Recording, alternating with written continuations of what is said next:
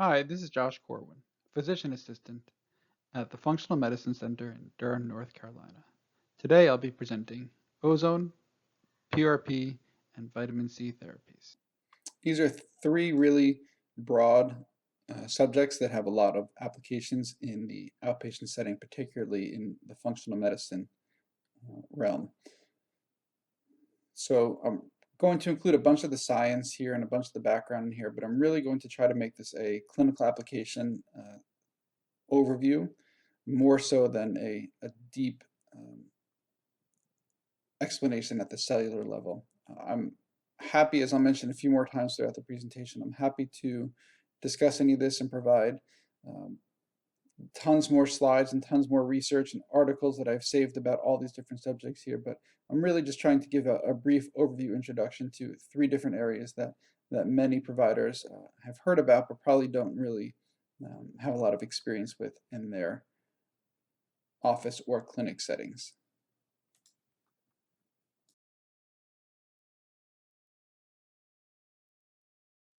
I started volunteering in EMS systems in New York State when I was 15 years old and became a paramedic when I was 21.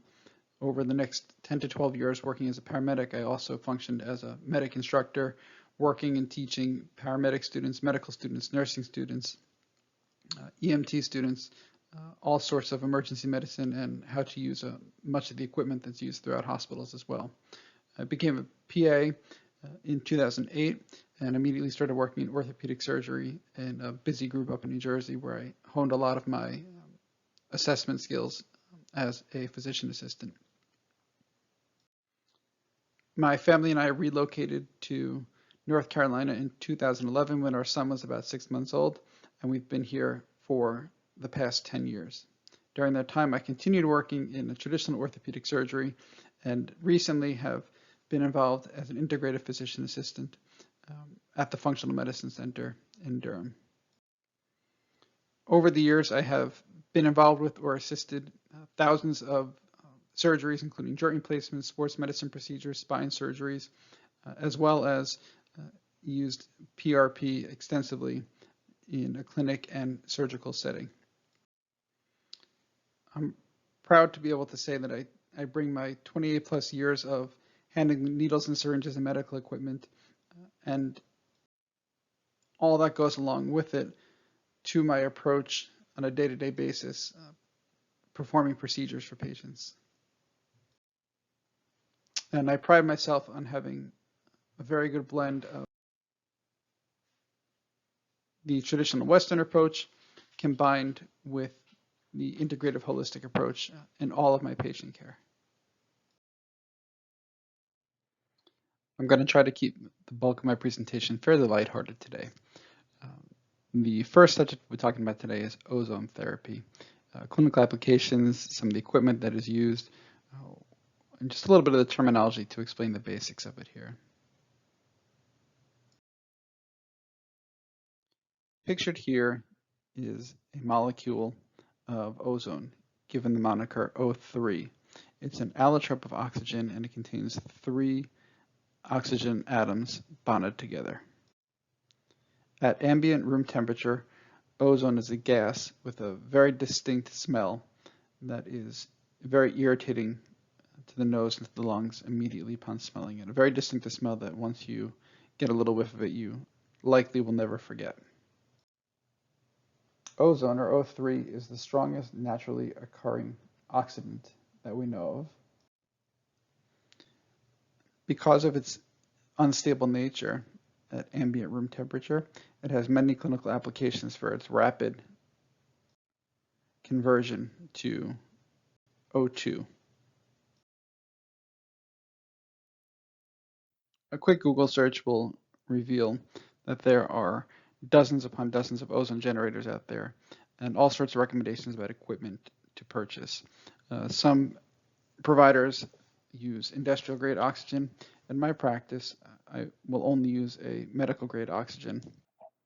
The basic equipment that's required is an ozone generator, a source of oxygen, various tubings to connect to everything together, a destruct, which is a simple device that hooks into the end line of the tubing, um, that instantaneously converts O3 ozone back to room air oxygen to make it safe for breathing and gets rid of the noxious effect. This is really important because ozone can be very irritating to the lungs very, very quickly and is not safe to breathe in at all. So it's important that you have a safety device in line that will destruct the ozone back to safe oxygen for breathing.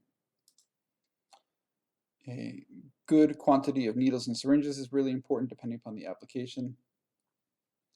In my practice, I use major autohematology, which is basically where I take patients' blood out of the body.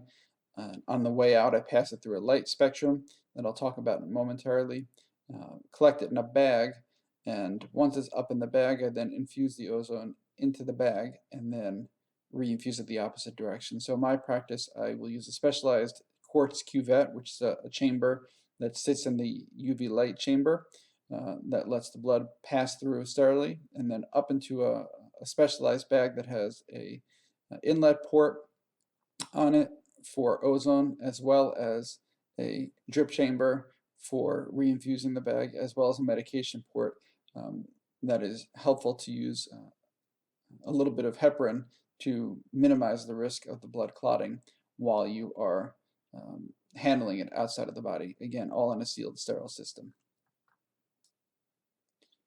I've put together a fairly comprehensive list of the different pieces of equipment that are needed and where I have sourced them from over the years, and I'm happy to share that with anybody who's interested here and see if I can perhaps help you on your journey here. In my practice, I only use the longevity machine that's pictured in the slide. I do have Longevity does have a referral program available in full disclosure, but I use them because they are, in my experience, the only company that I found that gives you a totally calibrated and tested machine where if you send them the oxygen regulator that you're using with it, they will give you a chart specific to that machine and to that oxygen regulator that calibrates the amount of ozone that you're getting. They also have digital controls, so it's a very accurate way for me to know exactly the gamma or exactly the concentration of ozone that I'm providing. Very often in medicine we hear about oxidants and antioxidants. What are they? What's the importance of oxidants and antioxidants? Well, in its simplest form, an oxidant is something that's an electron receptor, something that has a positive charge and can accommodate an electron, which is negatively charged.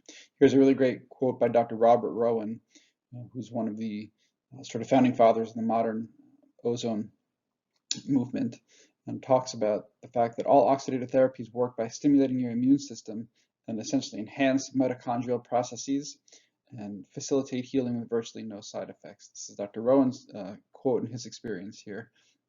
But the main assertion here is that ozone has potentially fantastic benefits with really no side effects that we're aware of. So the question asks, what does ozone actually do? Why would we use it in a patient here? Well, there's 5 major bullet points that I've got listed here. Ozone has the potential to block intracellular inflammatory pathways and antagonize cytokines. So cytokines are one of the most important parts of the inflammation cascade here, and if we can potentially block or antagonize the cytokines, we have limited inflammation here. And as I say to my patients, that it doesn't really matter what your x-ray looks like, it doesn't matter what your bones look like, what matters is your pain, and if we decrease the inflammation, we're going to decrease pain for people. Ozone also has been shown to increase mitochondrial function and ATP production, making our cells more energy efficient.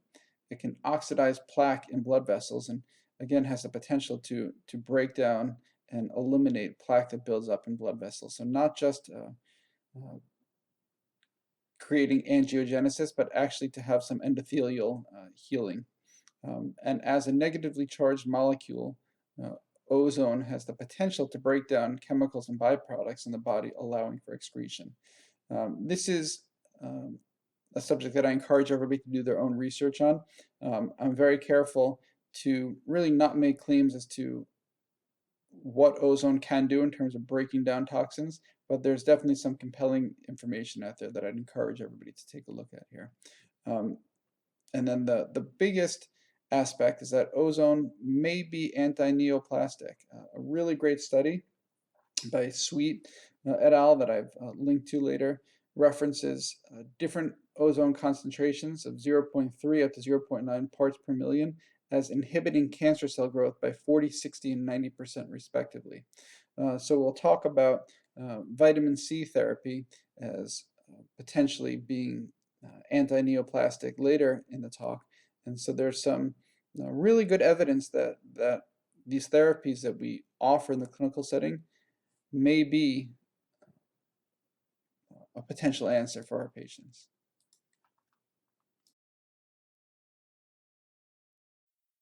So why use ozone, or why talk about it in general? Surely it has to help people, right? Or otherwise, what would be the point? So there's some really great clinical applications of ozone that I've listed here. So in my clinical practice, I have performed ozone, specifically major autohematology, in patients with Lyme disease, in patients with MS, in patients with chronic pain, in patients who have had known mold exposure, who are dealing with SIRS, as well as many other applications. It's important to mention that at no point do I make the claim that ozone treats any of these specific conditions. I present the same science and the same data that I present here to patients, showing them that ozone has the potential to decrease cytokine inflammation, that the UVA and UVC light spectrums that I pass the blood through has potential to be of benefit. But again, at no point am I making the claim, and I suggest that that you don't either, that ozone therapy is treating any specific condition.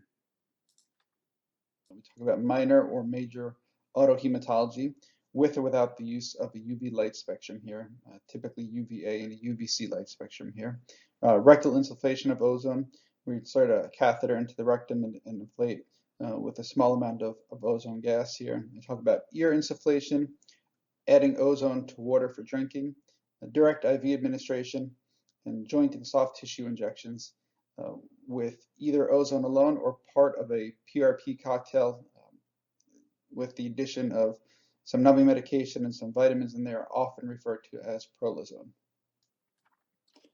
The most powerful application, or the one that seems to have the most immediate impact on patients, is autohematology. This is basically a process where we take out patient's own blood. Minor autohematology takes approximately 10 cc's of blood out of the patient into a 20 cc syringe that's pre-filled with ozone gas, 10 cc's worth of ozone gas to get a total of 20 mLs of volume, and then is injected intramuscularly. This is a really good option for immune stimulation in patients that can't tolerate major autohematology, taking out 250 cc's of blood, or in patients that simply want a much faster application. It does definitely provide some benefit here.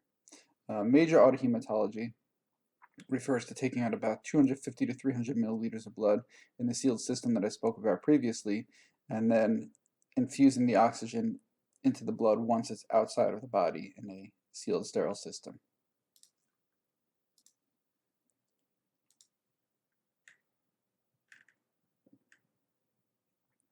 Dr. Lahadny in Austria initiated a process called the 10 pass that is very similar to the process that I do in my office, wherein blood is removed from the body and ozone is added to it 10 times repeatedly under positive pressure, hence the term 10 pass.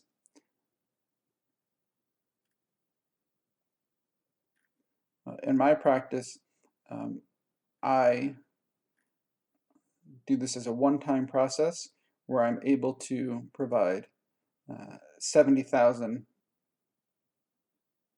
micrograms of ozone in a single blood treatment in the form of what's called 70 gamma, the concentration of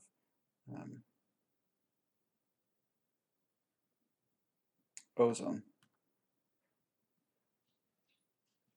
So the advantage is that the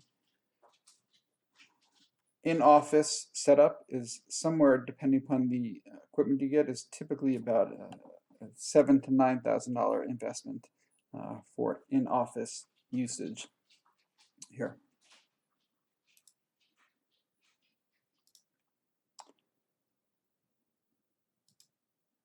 For rectal insufflation, you use the exact same ozone generator, oxygen tank, destruct tubing, and simply purchase disposable, ozone-compatible rectal catheters that get inserted about 2 inches into the rectum using a water-based lubricant or coconut oil, and fill up a small temporary holding bag that attaches to the end of the ozone tubing.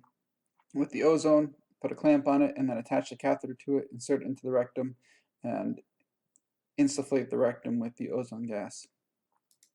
This can be done on a gradual build-up up to 5 days per week, starting off for every second or third day initially, with really very minimal side effects whatsoever. There was some good research a couple of years ago that showed, came out of Germany, that showed that the ozone really only needs to be held in the rectum for maybe 10 seconds or so, and it provides the same level of benefit as when patients hold it in for a minute or longer. It very quickly dissipates out, and then after it's held for 10 seconds, you just pass it out as if you're passing gas. Really very, very painless with some excellent benefits here. The rectal insufflation seems to be about anywhere from 40 to 60% as efficacious as the major autohematology. The downside to the rectal insufflation is that you obviously can't apply any UV light to the blood, and you're missing out on those benefits. But it's very simple and easy to do for home use and is a much faster process as well. Ear insufflation uses a modified stethoscope that you can purchase that has big pads on the end of it and hooks up the tubing to essentially insufflate the outer ear canal with ozone gas that has been shown to be beneficial for things like TMJ or for sinus pain / sinus pressure. Again, this is something that I encourage patients to do their own research on and come up with their own techniques for home use. Not something that I supply equipment for or give out or give specific indications for in the office setting. Same concept for ozonated water. You can get a little bubbler that has a beaker that you attach to the ozone tubing, and you can infiltrate ozone water that may be beneficial for the gut as well. Direct IV administration cuts out the drawing out of any blood and simply starts an IV catheter or a butterfly needle with tubing, and then directly infiltrates ozone gas into the bloodstream. This is something that has been demonstrated to be safe. There are tons of YouTube videos showing this. There are tons of people that do this both at home and as well as in the office setting. The theory here is that the ozone gas dissipates back to oxygen so quickly that it does not stay in a bubble format within the bloodstream. I personally don't do this in my practice just because I am founded in 100% safety, and I have concern about this being a little bit of a lung irritant if it gets to the blood, if it gets to the lungs before it fully breaks down to oxygen, or it's been demonstrated that it may cause some coughing there. I just don't want to, in my setting, unnecessarily expose somebody to risk without a significant benefit, whereas I see most of my patients really benefit from the major autohematology, and I've not had anybody that had any adverse reactions here. Joint and soft tissue injections. So later in the talk, I'm going to talk more about PRP which is platelet rich plasma, that I'm sure many of our listeners and viewers are familiar with. In my practice, I offer PRP alone, and I also offer it with ozone gas. And I do a cocktail with this where I take the patient's own PRP, I add ozone to it, I add a methylcobalamin as a vitamin B, and a numbing agent, and inject this directly into the area of complaint, whether it be a joint or a soft tissue. This works, in my experience, very well to modulate some of the discomfort and inflammation that patients are dealing with.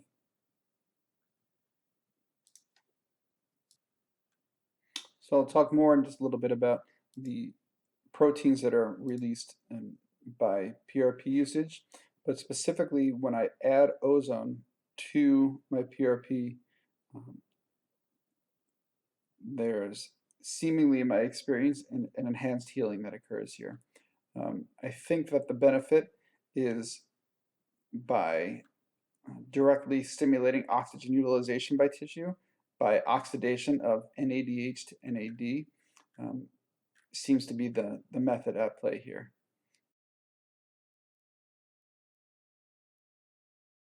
So safety has to be paramount in everything that we do in medicine, right? We talk about the Hippocratic Oath, the forefront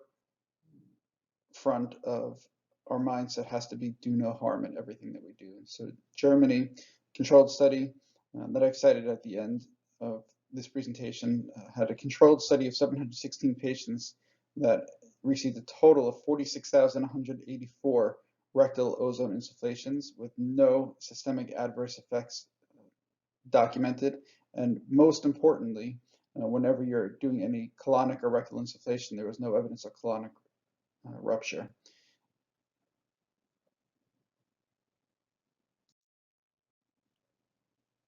Time and time again, when we're looking at the safety numbers of ozone therapy, there's no demonstrable, reproducible adverse effects that we're finding.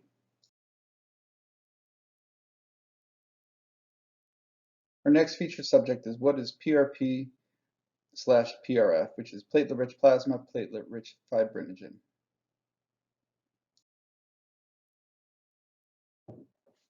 So the simplest way that I can explain PRP or PRF for anybody who's not familiar with it is that we take a patient's own blood and collect it in some system here. The system can be as simple as a test tube that I've got pictured on the right-hand side of the screen here, varying to a intricate, customized system that has double-barrel syringes or devices for pulling off very minuscule amounts of fluid at a time here that can range in cost from anywhere from pennies all the way up to maybe $100 per patient usage. All PRP and PRF systems involve taking blood, spinning it down a centrifuge, and essentially eliminating or getting rid of the red blood cell and white blood cell layer, and then harvesting the layer of plasma that is now rich in platelets. I put together this slide as a quick demonstration of what you may see out there if you start Googling how to do PRP in the office or how to do PRF in the office or what is some of the terminology here. There is an endless list of slides and pictures and sales pitches here with really some very conflicting information. Some people tell you that you need to take just the yellow layer at the very top. Some information talks about taking what's called the Buffy code, which is the very fine 1 millimeter layer that separates the plasma layer from the red blood cell layer at the end of the centrifugation process. I'm going to talk about what I typically do in my practice and what I've seen to be effective and why. So PRP has 7 fundamental proteins in it. These are all naturally occurring in the blood, but are activated by the physical trauma or activating the platelets that the centrifugation process causes. These are also the same processes and proteins that we see released when there's actual trauma to the body and how we start to heal. But there are platelet-derived growth factors called PDGF, transforming growth factor beta, vascular endothelial growth factor or VEGF, epidermal growth factor, EGF, and then 3 adhesive proteins that are really helpful for clotting, but not so important for the benefits that we're looking for PRP. Those are fibrin, fibronectin, and vitronectin. So PDGF, it's a glycoprotein that emerges from degranulation of platelets at the site of injury. What does that mean? Degranulation, basically the physical trauma to the platelets here. So in the case of using it electively in an office setting or in a medical setting to use PRP, spinning in the centrifuge activates it. In the real world, the physical trauma includes contusions, lacerations, any time that there's a physical trauma to the cell. This activates the signal proteins that initiates the specific activity of the target cells. The activities that we're looking to target include mitogenesis, angiogenesis, and macrophage activation. TGF-beta is the next protein that's important as to why PRP has some benefit for our patients, and it's secreted by platelets and by macrophages, and it acts as an anti-proliferative factor in normal epithelial cells. So in trauma, the target cells for TGF-beta are fibroblasts, marrow stem cells, and pre-osteoblasts responsible for long-term healing, bone regeneration, and bone modeling. TGF-beta also inhibits osteoclast formation. So just a quick reminder, osteoblasts with a B are the builder cells that are responsible for forming new bone, and osteoclasts are the cells that break down bone here. So TGF-beta is responsible for promoting pre-osteoblast or building cells, and it also inhibits the osteoclast or inhibits the breakdown of bone here. VEGF, a couple of years ago, VEGF was previously called vascular permeability factor, as it was thought to have more role in the permeability of blood vessels. But we now know it's actually a signal protein produced by the cells that actually stimulates angiogenesis or stimulates creation of new blood cells here. That also is very helpful for stimulating endothelial proliferation. So blood and structure, two very vitally important aspects of the rebuilding cascade. So EGF is a somewhat poorly understood but vitally important growth factor that stimulates cell growth, proliferation, and differentiation. This is one of the money makers, so to speak, in why PRP works for patients. It stimulates cell growth, rapid proliferation, and essentially healing. This is just a quick recap cell, so that you have all the information in one place, but basically PRP is the result, where we can yield PRP by activating platelets at the site of an injury or by centrifugation process here. And we then are yielded the 4 main factors plus those 3 lesser important proteins.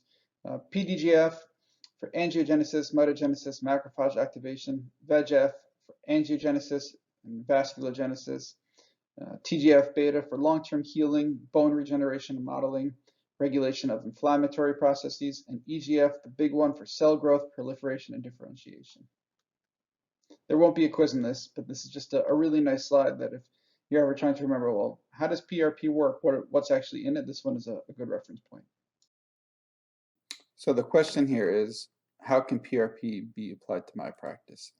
I think it's really vitally important to have realistic expectations for a provider and patient out of the gate.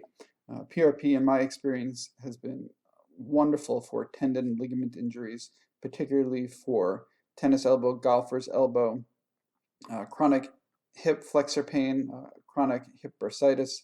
Really great for tendon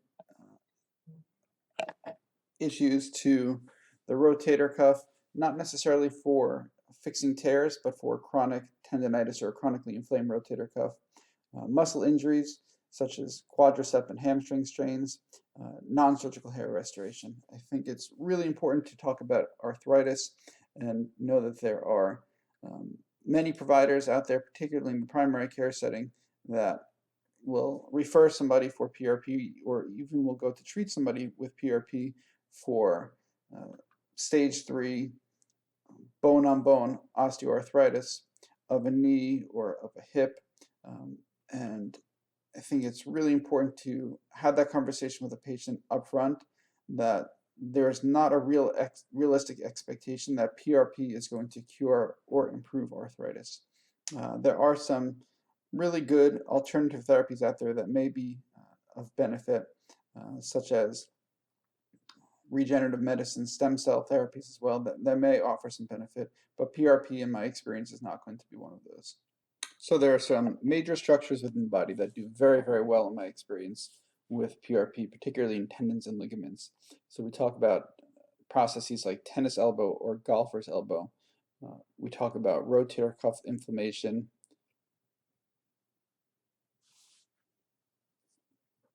Achilles tendonitis or Achilles tendinopathies, chronic ankle pain, really anywhere where we have primarily tendons and ligaments that are functioning. PRP is safe to inject into a mid-substance of a tendon or ligament. It's in the sense that it's not going to cause breakdown that a steroid may do. It's also very safe to use at the origin or attachment there. So we talk about tennis elbows being one of the prime uses of it there. Typically injecting is via a small 22 gauge to 25 gauge needle, depending upon the body part. And you inject this really just like you would inject any other medication into the area there. Knowledge of anatomy is obviously very important here.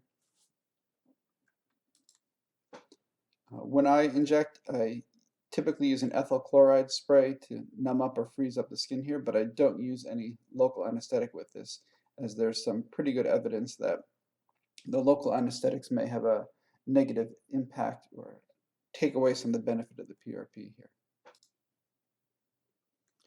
Muscle injuries, really the same concept as injecting a tendon or ligament here. However, there's some really stubborn muscle injuries that occur with people, particularly hamstring strains or calf strains that seem to respond beautifully to PRP. Typically as a series of 3, 1 week apart. Seems to work wonderfully, and I do that stacked over the 3-week time period and have the conversation with patients that I typically see this starting to help at about the 3-week mark, but really it's about a 6-week to 8-week process before they're really going to see the benefit of the PRP injected here.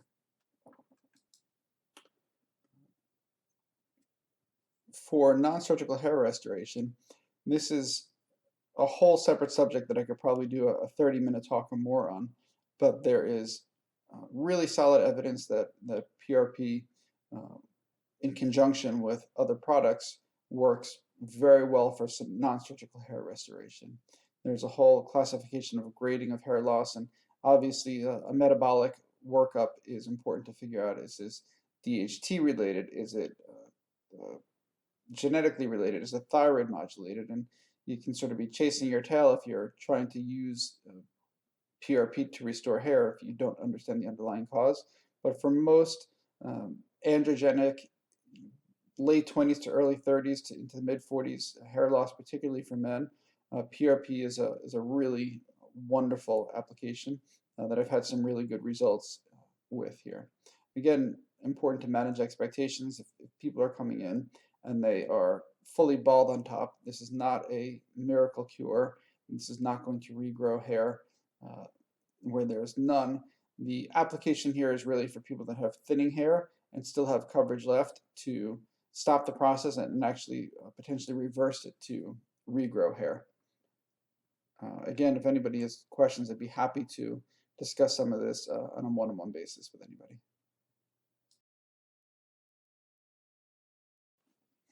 So I know I mentioned earlier that there are all sorts of different slides out there that show everybody's different opinions about what's actually in these tubes and these syringes and everything that we collect from patients here. I'm fairly confident in my practice that after spinning down blood, that we are left with a bottom layer of red blood cells here,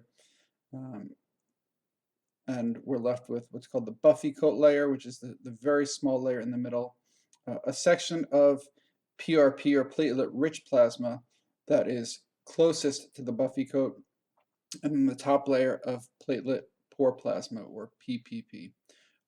I really want to talk about this slide and how I actually use PRP in my practice, because I think it's really important from a practical standpoint. When I take one of my blood tubes and I spin it down over here, I'm left with a total amount of fluid, typically in the neighborhood of 2.5 to 4 cc's of PPP, PRP, and buffy coat layer. Now, there are manufacturers out there that sell kits that are amazing at harvesting the buffy coat layer and spinning this down and getting just this sub-millimeter area here, which if I were using this for minute area location, maybe like a dental implant, it'd probably be extremely beneficial. In my practice, I'm using this for joint injections.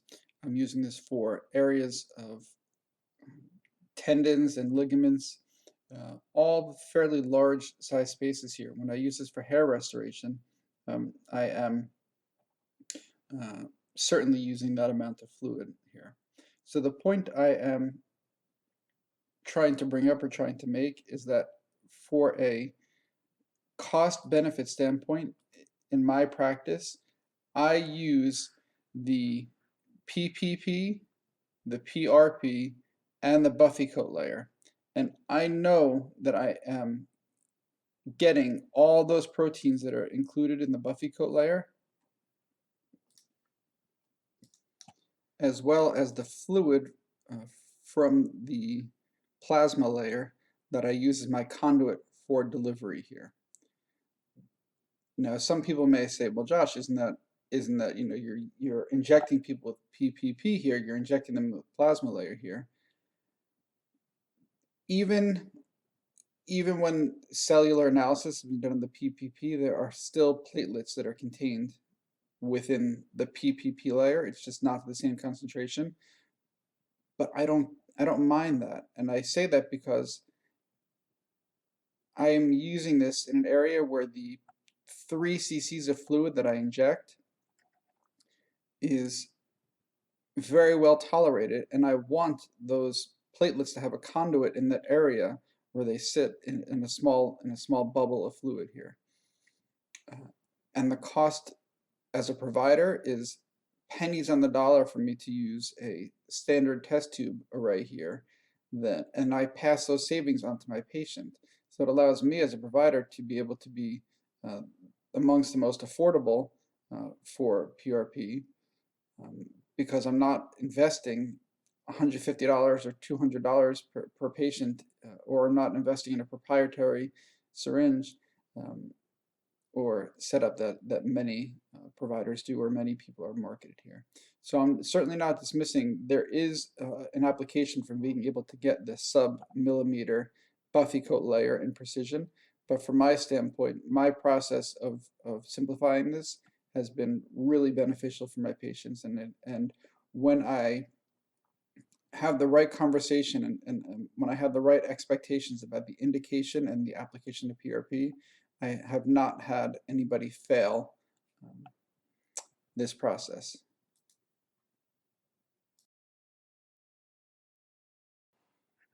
The final subject for today is high-dose vitamin C therapy. The majority of immune boosting or nutritional IVs that are provided in the office will offer anywhere from 2.5 to 5, or maybe even up to 10 grams of vitamin C per treatment here. These are wonderful for giving a immune boost and for overall health, but they are limited in terms of the true immune modulation that they can offer. We're going to talk today about high-dose vitamin C starting in the neighborhood of 25 grams and up.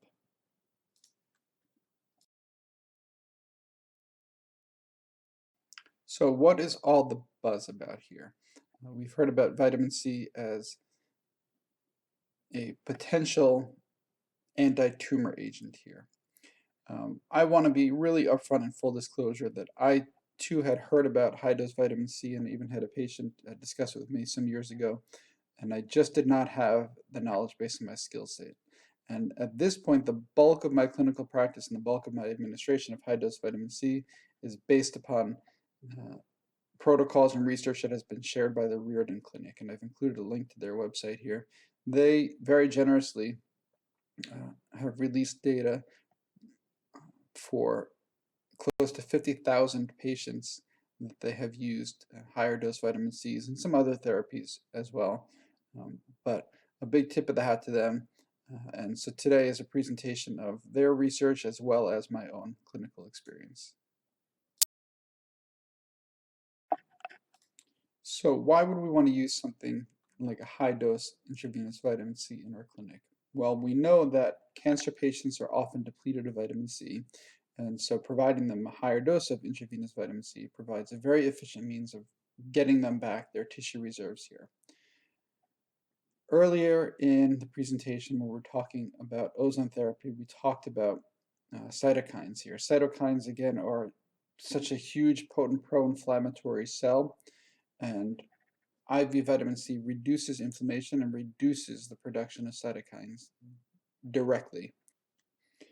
We know that in patients who are undergoing chemotherapy, that not only are they physically ill, but the entire mind, body, spirit spectrum is impacted by chemotherapy. IV vitamin C has the potential to mitigate some of the nasty effects of vitamin C. And perhaps the biggest reason or the biggest justification for going through this process with patients is that at high concentrations, high serum concentrations of vitamin C, ascorbate is preferentially toxic to tumor cells and inhibits the angiogenesis of tumor cells. This is found in solid documented research and can be overstated enough that high dose vitamin C has the ability to preferentially prevent angiogenesis, to preferentially prevent new blood cell formation, specifically to tumor cells.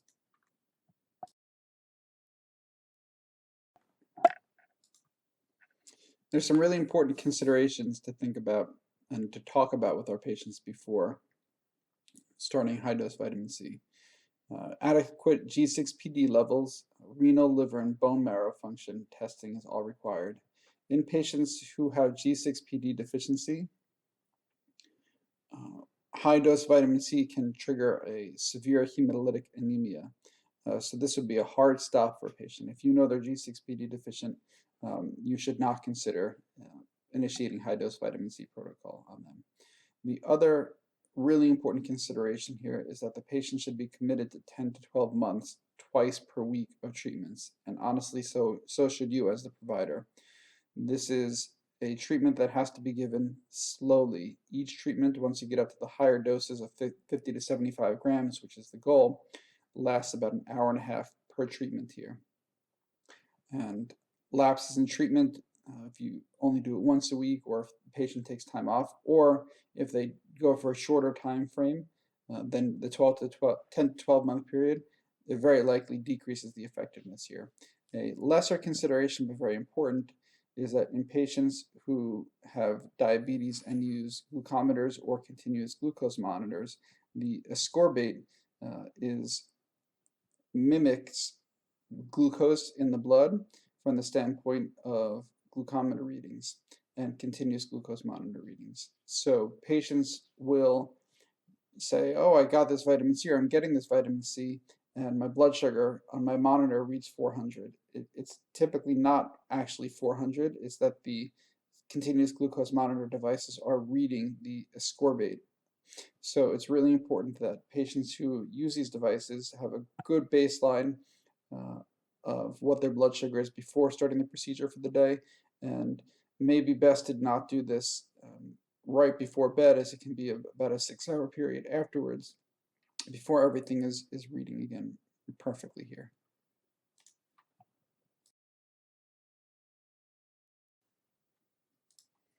So why not take oral vitamin C here? Surely it's significantly cheaper, significantly faster, and certainly much easier. The answer is really straightforward in that high concentrations required for benefit can only be obtained by intravenous injection or by injections directly into the cell. Because our body is so tightly controlled intestinal absorption, vitamin C taken orally does not create the pro-oxidant effect on cancer cells. If you were to take 25 grams of vitamin C in one day and could somehow do this without wrecking your GI system, the likely level that you're going to be able to reach in your bloodstream is 6 milligrams per deciliter of vitamin C or of ascorbate. In order to create cell lysis of cancer cells, the Reardon Clinic's research has demonstrated that the blood level needs to reach between 350 to 450 milligrams per deciliter, which is about 65 times as high as you can get orally. So that's sort of the long-winded answer, but the short version is that you just simply can't get enough vitamin C by taking it orally to be of benefit for cancer cells.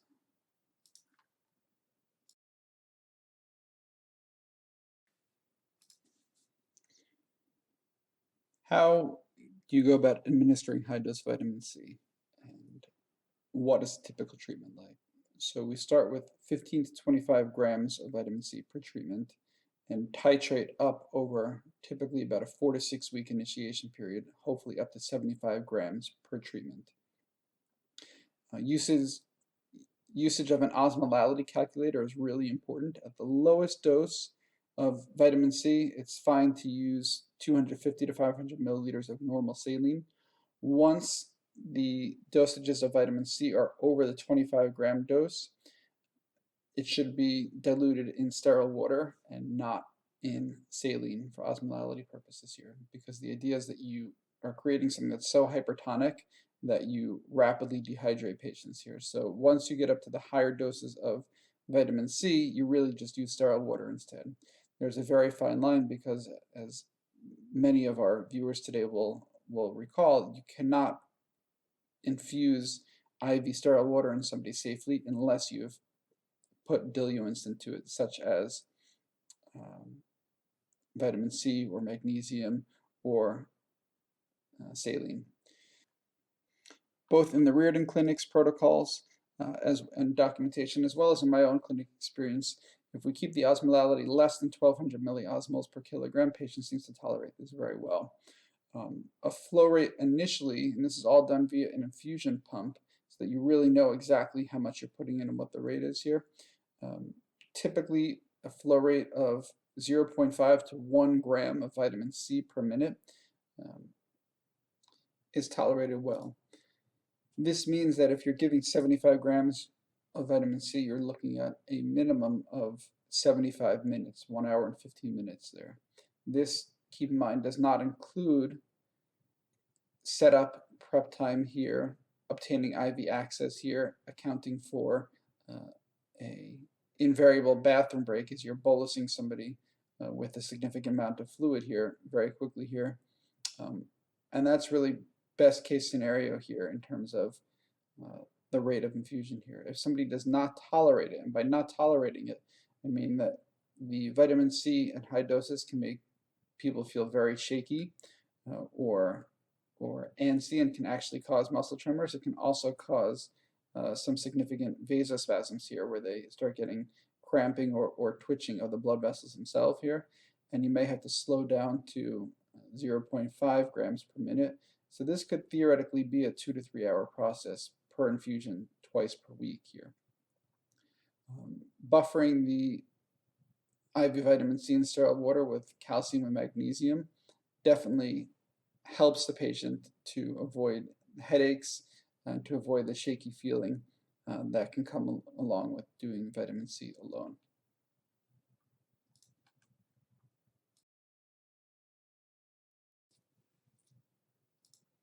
So I have sort of final conclusion thoughts about high-dose vitamin C that are real-world considerations, and that it simply may not work for everyone. You may have someone that takes the time and goes through the expense of getting this vitamin C, and they may have a complete progression of their cancer here. It's really important that we manage expectations and that we say this is something that may work, but again, there's no guarantees here. So it really needs to be the right patient and the right fit here. Similarly, the cost of the patient may simply be prohibitive for them to actually get the treatment. Insurance does not cover this. Medicare, most commercial insurances will cover nutritional IVs, but they are not covering high-dose vitamin C, which has a very real-world cost. Even when purchased from a pharmacy in bulk, still costs a significant amount of money per treatment here. And the last consideration is that the time for you as a provider or as an owner of a practice, this may be prohibitive, and you may simply not have the time on your hands to offer this to your patients. If you are, have the benefit of being a huge center like the Reardon Clinic, where they certainly have 10 to 20 or who knows how many patients at a time getting this, and you can have your staff multitask, this certainly may be a lot more viable of an option. But if you're a small functional medicine or a small integrative medical practice where you have a limited amount of staff, you might not have the ability to tie somebody up for 2 hours twice a week here, or you may have to do this yourself during that time as well. And it really takes the right patient to understand that, hey, I'm doing this for you during this time, but I may have to multitask and do some charting at the same time there, because you really get to know your patients very well during this process here. But with the right patient and the right fit, this has the potential to be a massively successful treatment for them that can alter the remainder of their life. Thanks so much for watching to the end, everybody. I really appreciate it. I know that there were a lot of sections that I glossed over. I did not provide the in-depth chemical structures or cellular level science here. I would love to discuss any of that with any of you at length. Please feel free to shoot me an email. It's josh@thefunctionalmedicinecenter.org. Hope everyone has a wonderful day.